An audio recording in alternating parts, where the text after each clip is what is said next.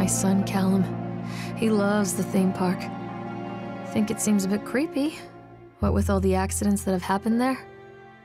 The Park is a single-player, narrative psychological horror experience. It's a very intense experience. It's a short yet powerful piece. First of all, everything seems to be pretty fine, but pretty soon it starts to take a turn for the worse.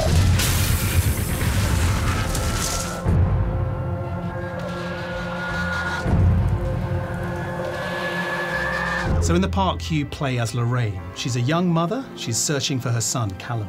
I mean, I like the character a lot. She's not a typical game character. She's certainly somebody I've never played before. She's somebody who's quite rough around the edges. It's a matter of public record that I am a failure as a mother. Once, when Callum was very small, I left him asleep in the car while I ran an errand. The Park is a very narrative-focused game, something similar to what you've seen probably with games like Gone Home or The Vanishing of Ethan Carter.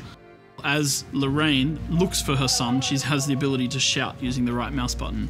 And as you shout, as you grow more panicked, as you grow more scared, as you grow more concerned for your child, your voice will actually change throughout the experience to reflect the events and things that are occurring around you. Callum, I told you to wait in the car. Where are you? Mommy is coming, Callum! So what we've essentially been trying to do here is to follow the emotional story arc of the main protagonist, Lorraine. So we find that, we've been using a lot of sounds to reflect her personal feelings at that moment. I'd rather die. I wanted to scream. I'd rather you pulled your gun and shot me. No! Don't make me! The Park is 1 to 2 hours long. It's incredibly focused on storytelling, narrative, and exploration of the park itself. I mean, the origins of the park go way back. We always had this theme park idea. We always wanted to do this.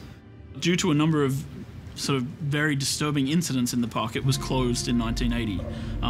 Some of these incidents are things like a child being found dismembered behind the cotton candy stand, a worker falling to his death from the Ferris wheel, several people being crushed by bumper cars, the roller coaster derailing and killing a family of 6.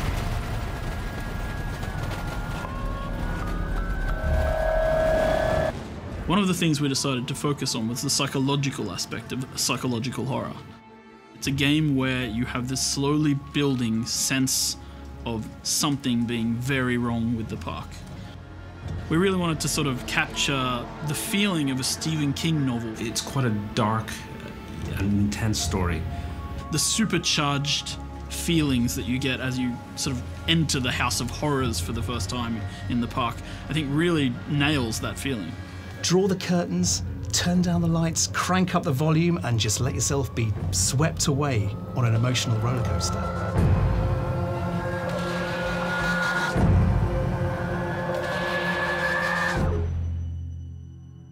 Callum?